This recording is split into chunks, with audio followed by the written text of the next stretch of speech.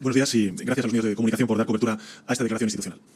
Como todos sabemos, el pueblo judío ha sufrido innumerables persecuciones e injusticias a lo largo de la historia, incluida la más atroz de todas, que fue el Holocausto.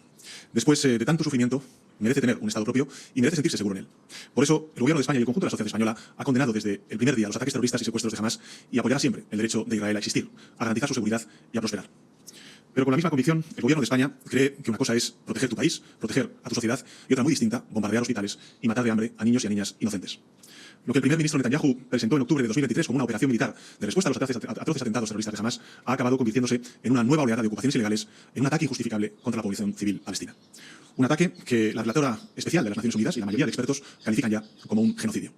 Los datos hablan por sí solos: 63.000 muertos, 159.000 heridos y heridas, 250.000 personas en riesgo de desnutrición aguda y casi 2 millones de personas desplazadas de su hogar. La mitad de ellas son menores de edad. Esto no es defenderse, no es ni siquiera atacar, es exterminar a un pueblo que está indefenso, es quebrantar todas las leyes del derecho humanitario. Y a pesar de ello, la comunidad internacional no está sabiendo detener esta tragedia. Quizá porque las grandes potencias del mundo han terminado encalladas entre la indiferencia de un conflicto que no termina y la complicidad con el gobierno del primer ministro Netanyahu. España, como saben, no tiene bombas nucleares, tampoco tiene portaaviones ni grandes reservas de petróleo. Nosotros solos no podemos detener la ofensiva israelí. Pero eso no significa que no vayamos a dejar de intentarlo, porque hay causas por las que merece la pena luchar, aunque no esté en nuestras únicas manos ganarlas. En estos 2 últimos años, España ha adoptado muchas medidas valientes en este sentido. Hemos impulsado varias resoluciones de la Asamblea General de Naciones Unidas para exigir el alto el fuego permanente. Hemos secundado las causas de la Corte Penal Internacional y la Corte Internacional de Justicia. Hemos enviado ayuda humanitaria a Gaza, siempre que, lógicamente, nos ha sido posible. El primer ministro Netanyahu lo ha permitido, junto con el conjunto de la comunidad internacional comprometida con esa ayuda humanitaria. Hemos cerrado la venta de equipamiento militar a Israel y hemos aumentado nuestro apoyo económico a la Agencia de Naciones Unidas para los Refugiados de Palestina. Y además España ha impulsado varios procesos políticos clave, como es, por ejemplo, el reconocimiento internacional del Estado de Palestina y la creación de una alianza global para implementar la solución de los 2 estados, que es la única solución posible. Todos estos esfuerzos han servido para luchar contra la indiferencia, para aliviar ligeramente, aunque sea, el sufrimiento del pueblo palestino y darle un mínimo horizonte de esperanza. Y sin embargo, como decía antes, no ha logrado frenar la masacre.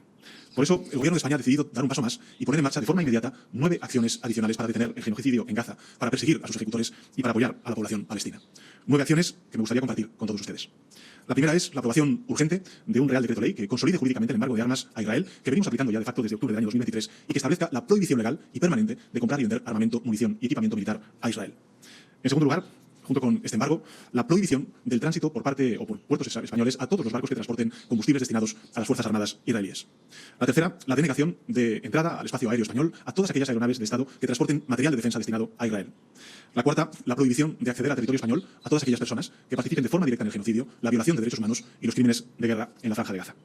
La quinta es la prohibición de la importación de productos provenientes de los asentamientos ilegales en Gaza, en Cisjordania, con el objetivo de combatir estas ocupaciones, de frenar el desplazamiento forzoso de población palestina y mantener viva la solución de los 2 estados.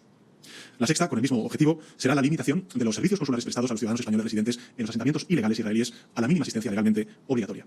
La séptima, el refuerzo de nuestro apoyo a la autoridad palestina mediante un aumento de nuestros efectivos en la misión de asistencia fronteriza que la Unión Europea tiene en Rafah y el establecimiento de nuevos proyectos de colaboración con la autoridad palestina en los ámbitos de agricultura, de seguridad alimentaria y de asistencia médica. La octava será la ampliación de nuestra contribución, la contribución española a UNRWA, la Agencia de Naciones Unidas encargada de la asistencia al pueblo gazatí, a unos 10 millones de euros adicionales. Y la novena, el aumento de la partida de ayuda humanitaria y cooperación para Gaza para alcanzar los 150 millones de euros el próximo año, en el año 2026. Estas 9 medidas en su conjunto se van a ejecutar de manera inmediata, sumándose a las muchas ya adoptadas por el Gobierno de España a lo largo de los últimos 2 años.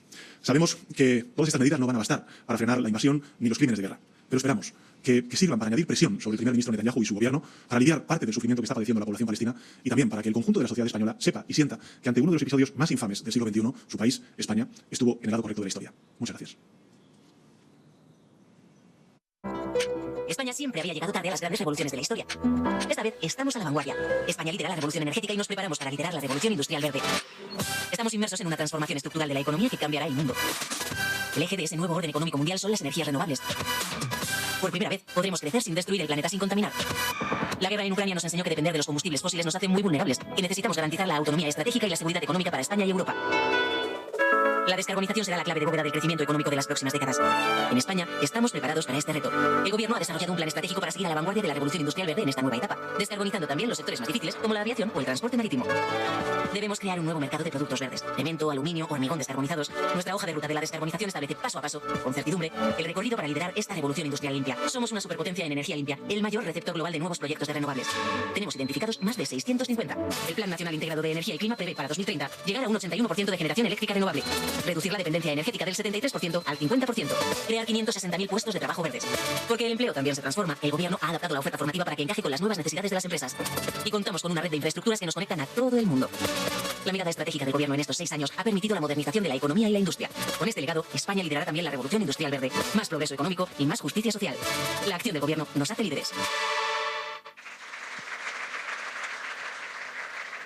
A continuación, se formaliza la adhesión del Gobierno de España a la coalición First Mover Coalition. Suben al escenario el presidente del Gobierno, Pedro Sánchez, el presidente del Foro Económico, Borge Brende, y la vicepresidenta tercera para la transición ecológica, Sara. Muchas gracias y buenos días aquí en la Casa del ICEX, a todas las autoridades, por supuesto al presidente de World Economic Forum y también a los empresarios y empresarias que nos acompañáis en esta importante cita, ¿no? Yo creo que aquí se ha dicho por parte de la vicepresidenta, hoy España ha dado un paso más en un compromiso consistente que hemos desarrollado a lo largo de estos últimos 7 años en la acción climática y la innovación sostenible. Y además lo hacemos como país con una determinación y una voluntad de seguir estando a la vanguardia en la transición ecológica. Es verdad que damos ese paso de la mano de empresas españolas punteras, que ya forman parte de esta iniciativa lanzada en la COP26 por el Foro Económico Mundial, y quiero darle la enhorabuena también al presidente del Foro Económico Mundial por liderar este tipo de debates que son tan apreciados por parte del Gobierno de España. Como decía, empresas como EGI, como Iberdrola, como Moeve, a las que pronto se va a sumar también Acciona, y que apuestan por la movilidad sostenible como motor de crecimiento, de empleo, de competitividad, de todo aquello que efectivamente es presente y futuro de la prosperidad de las naciones. Empresas, quiero decirlo, valientes, que han querido liderar, dar ejemplo, abrir camino, por el que estoy convencido van a transitar otras muchas en el futuro más inmediato.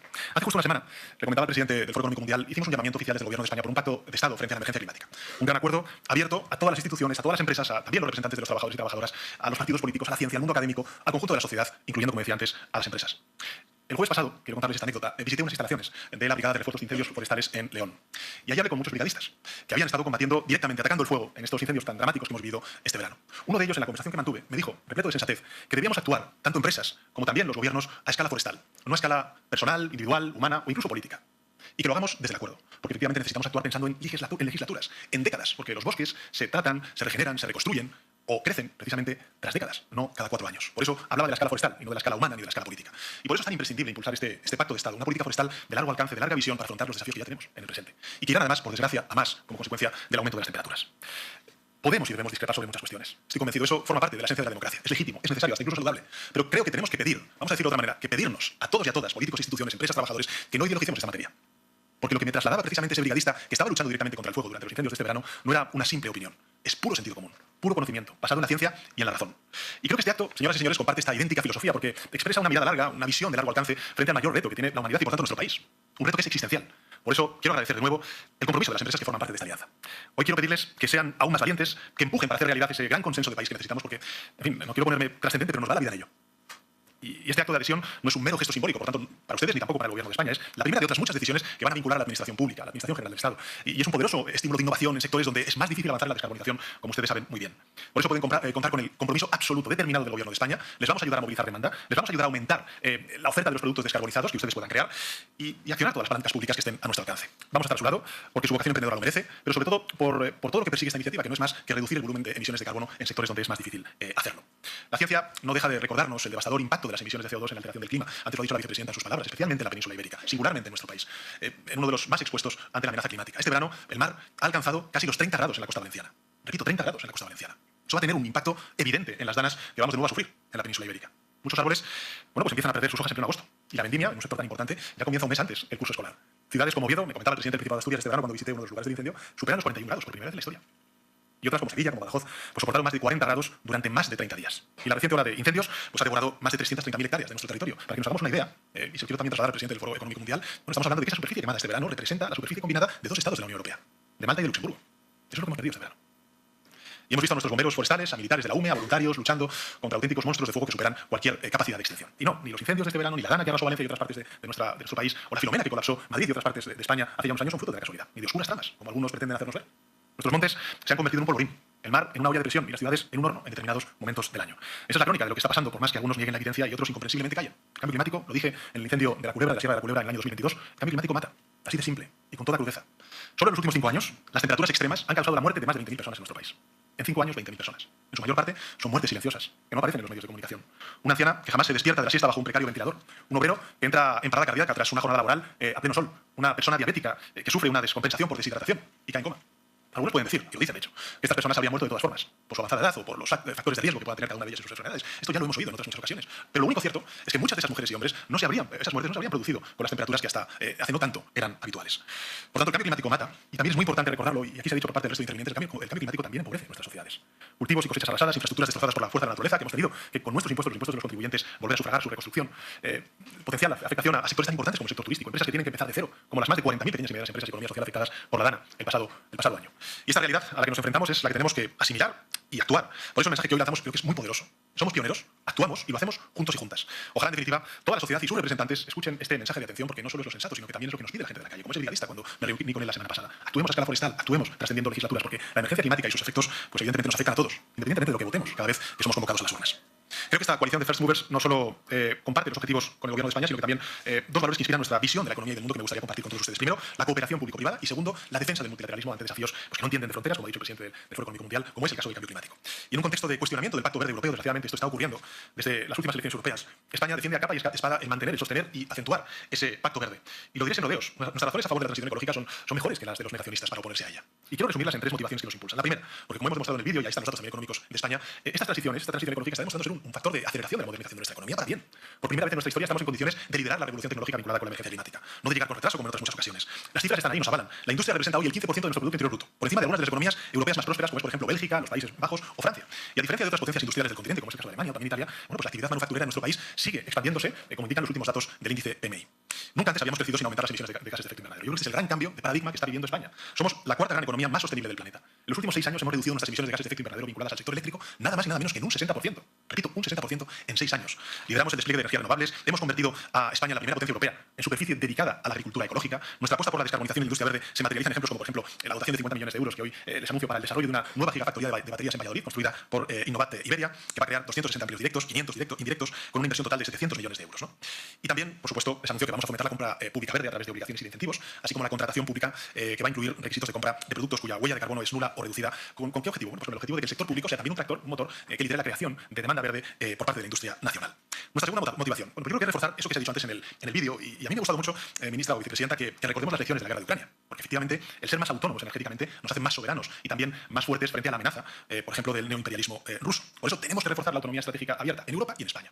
Europa depende de 34 materias primas fundamentales y 17 estratégicas. Muchas de ellas son clave para afrontar la doble transición ecológica y digital. Por tanto, reducir esa dependencia en el actual contexto geopolítico tan incierto es clave. Aquí se ha dicho por parte de algunas de las intervinientes. Y solo podemos hacerlo avanzando en innovación, con el liderazgo de nuestras empresas, sin duda, pero también con el empuje y la complicidad del sector público. Bueno, hoy, gracias al despliegue de las renovables, la electricidad, lo ha dicho antes la vicepresidenta, bueno, en nuestro país es un 30% más barata que la media europea. Bueno, pues ese es el beneficio también que tienen nuestros usuarios, nuestros consumidores y las empresas como consecuencia de la apuesta que estamos haciendo por la autonomía estratégica abierta. Y esta realidad está vinculada con la tercera de las motivaciones que me parece tan importante como las otras, y es que apostar por la transición ecológica contribuye decisivamente al extraordinario desempeño de la economía española. Estamos creciendo por encima del conjunto de las economías avanzadas. Lo hicimos en 2023, lo hicimos en 2024, lo vamos a volver a hacer en 2025 y las previsiones sitúan también a España en 2026 como una de las principales locomotoras de crecimiento de las economías desarrolladas. También de la zona euro, como acaba de reconocer mismamente el Banco Central Europeo. Y a pesar de toda la incertidumbre global, bueno, pues yo creo que todos los organismos internacionales han revisado al alza sus previsiones cuando miran a España. Hemos superado por primera vez en la historia los 22 millones de ocupados. En definitiva, yo creo que España crece, inspira confianza y lo hace a la vanguardia de industrias tan importantes como, por ejemplo, la verde, siendo un first mover, ¿no? Por tanto, concluyo. Algunos de ustedes probablemente recuerden que este acto debería haberse celebrado el 31 de octubre del año pasado. Entonces, la tragedia que tuvo lugar en Valencia obligó a suspenderlo, para atender, evidentemente, lo importante, la urgencia, la emergencia que estaban sufriendo nuestros conciudadanos en Valencia y en otros puntos de España. Hoy, con el recuerdo de las llamas aún presente, aquellos hechos desgraciados de la DANA nos ayudan a entender la emergencia climática que ya sufrimos y la que hace que sea más urgente, más necesario que nunca actuar. Lo hicimos en el pasado ante cuestiones vitales para nuestro país, como fue, por ejemplo, la lucha contra el terrorismo, la violencia de género o también la sostenibilidad de nuestro sistema público de pensiones. Bueno, yo creo que la emergencia climática es exactamente esto, una cuestión vital, una cuestión de Estado. Por tanto, no perdamos ni un minuto más sin actuar, ni un segundo más discutiendo sobre lo obvio. Llegó el momento, creo que, de impulsar conjuntamente esta acción y hoy, en este acto, las empresas aquí presentes señalan el camino a seguir con esta valiosa iniciativa liderada por el Foro Económico Mundial, al cual quiero de nuevo agradecer su liderazgo. Nada más y muchas gracias.